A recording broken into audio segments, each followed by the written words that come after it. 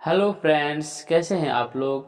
आशा करता हूं कि आप अच्छे होंगे और आपकी पढ़ाई लिखाई बहुत अच्छे ढंग से चल रही होंगी। देखिए, कल हम इस गेस प्रश्न का 8 नंबर क्वेश्चन तक करा दिए थे। आगे हम 9 नंबर क्वेश्चन से करने वाले हैं। तो चलिए हम देरी नहीं करते हुए इसको शुरू करते हैं। यदि आप इस चैनल पे पहली बार आए हैं तो प्लीज़ इस चैनल को सब्सक्राइब करके बेल आइकन को प्रेस जरूर कर दीजिएगा। अगर वीडियो आपको पसंद आता है तो लाइक भी जरूर कीजिएगा। देखिए, मैट्रिक का जो एग्ज़ाम है बहुत बहुत नज़दीक है, तो आप कोशिश कीजिए कि जितना ज़्यादा से ज़्यादा पढ़ सकते हैं उतना ज़्यादा से ज़्यादा पढ़ने की कोशिश कीजिए। इसमें से एक एक क्वेश्चन काफ़ी इम्पोर्टेंट है, इसको आप स्किप किए बिना ही सब क्वेश्चन को देखिए। तो चलिए हम शुरू करते हैं। देखिए, हमारा 9 नंबर क्वेश्चन है कि 2 मीटर फोकस दूरी वाले किसी अवतल लेंस की क्षमता ज्ञात कीजिए। इस प्रकार के क्वेश्चनों को हल करने से पहले आपको ये सोचना चाहिए कि अवतल लेंस है कि उत्तल लेंस है। तो यहाँ देखिए अवतल लेंस है, तो अवतल लेंस में क्या होता है कि फोकस दूरी हमेशा किस में होती है, माइनस में होती है। यानी f बराबर क्या हो जाएगा, -2 मीटर। यहाँ पे लिख भी दिए हैं कि अवतल लेंस की फोकस दूरी जो है वो क्या होती है, ऋणात्मक होती है। ये जो क्वेश्चन है ये ऑब्जेक्टिव में भी पूछ सकता है, इसलिए आप इसको भी याद रखिएगा। बिना याद रखे आप क्वेश्चन को सॉल्व नहीं कर पाइएगा। देखिए, लेंस की क्षमता क्या होती है, P बराबर 1/f होती है। ठीक है, बराबर में देखिए यहाँ पे f क्या है, माइनस में है ना, इसलिए हम f को माइनस में लिख दिए हैं। तो क्या हो गया, -1/2 हो गया है। और जब इसको हम कटाएंगे तो क्या होगा, माइनस में 0.5 यानी 0.5 डायोप्टर हो जाएगा। इसलिए लेंस की क्षमता किस में होती है, डायोप्टर में होती है। इस प्रकार के क्वेश्चन पूछ भी सकता है कि लेंस की क्षमता को किस में मापते हैं, तो डायोप्टर में मापते हैं।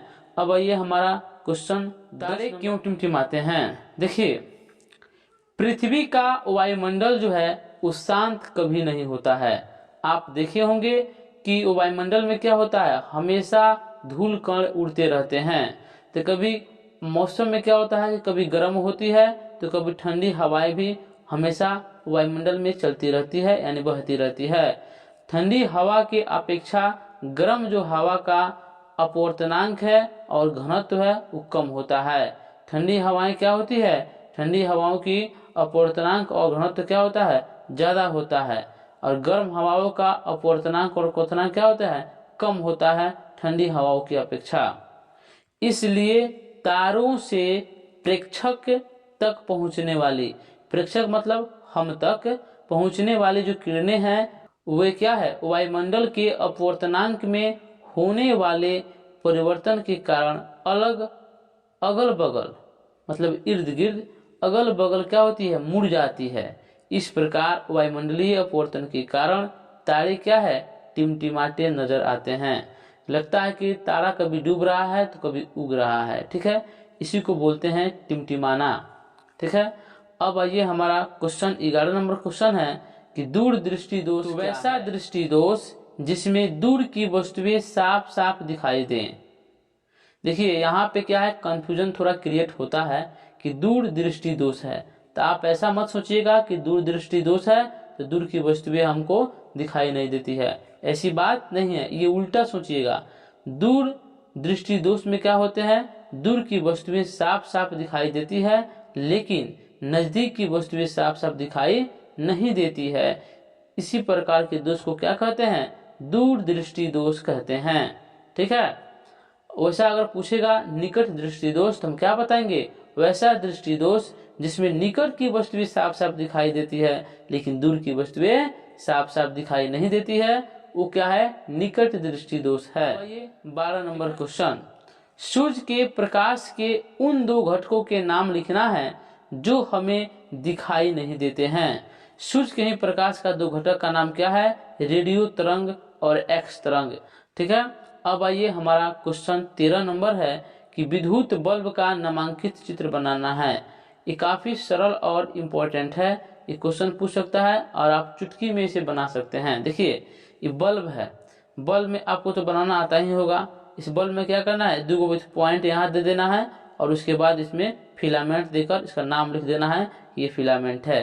ठीक है, आइए क्या है, देखिए फिलामेंट को ही एक अलग करके नाम दे दिया है, ये बड़ा करके, यानी आवर्धित मतलब बड़ा, और फिलामेंट दे दिया है, यानी क्या है, आवर्धित फिलामेंट है।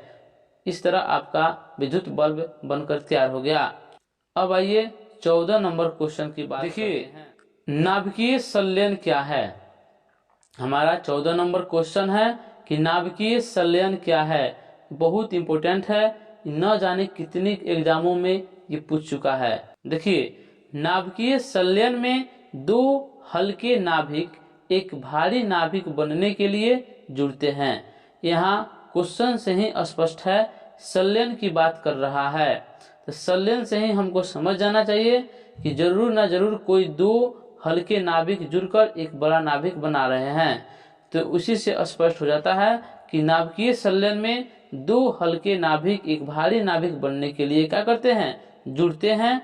2 हल्के नाभिक के रूप में अधिकतम सामान्यतः कौन से तत्व होते हैं, हाइड्रोजन या हाइड्रोजन के समस्थानिक और हीलियम नाभिक बनने के लिए किए जाते हैं। यानी हाइड्रोजन और हाइड्रोजन के समस्थानिक मिलकर हीलियम नाभिक बनाते हैं। यह अभिक्रिया निम्न प्रकार से होती है। इस अभिक्रिया को हमने यहाँ पे लिख दिया है। ठीक है, अब आइए हमारा 15 नंबर क्वेश्चन शुरू होता है। हमारा 15 नंबर क्वेश्चन है कि वैद्युत चुंबकीय प्रेरण से आप क्या समझते हैं। जो वैद्युत चुंबकीय प्रेरण होता है वो क्या है, चलिए हम इसको समझते हैं। देखिए किसी चालक को किसी परिवर्ती चुंबकीय क्षेत्र में, बताया है ना, प्रतिवर्ती धारा बताया है, तो परिवर्ती चुंबकीय यानी हमेशा बदलता हो, उस क्षेत्र में रखने पर उस चालक के सिरों के बीच क्या होता है कि विद्युत वाहक बल उत्पन्न होने को वैद्युत चुंबकीय प्रेरण कहते हैं। ये काफी इंपॉर्टेंट है, थोड़ा ये टेढ़ा है, लेकिन आप इसे याद कर लीजिएगा, एग्जाम में पूछेगा तो आपको दिक्कत नहीं होना चाहिए। देखिए 16 नंबर क्वेश्चन है कि एम्पियर की परिभाषा दें। तो ये बताइए एम्पियर है क्या।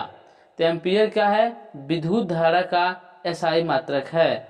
विद्युत धारा का क्या है, एसआई मात्रक एम्पियर होता है। इसी एम्पियर की परिभाषा देना है। तो चलिए, किसी चालक के अनुप्रस्थ काट से यदि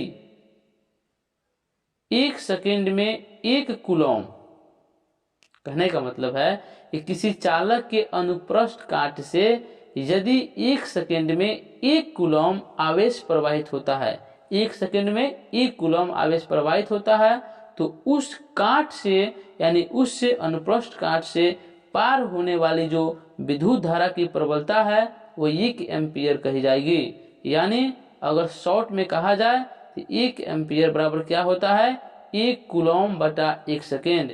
तो चलिए आज हम फिर इतना ही क्वेश्चन पढ़ेंगे, क्योंकि केवल पढ़ना तो नहीं है ना, याद भी करना है, और भी सारे सब्जेक्ट हैं।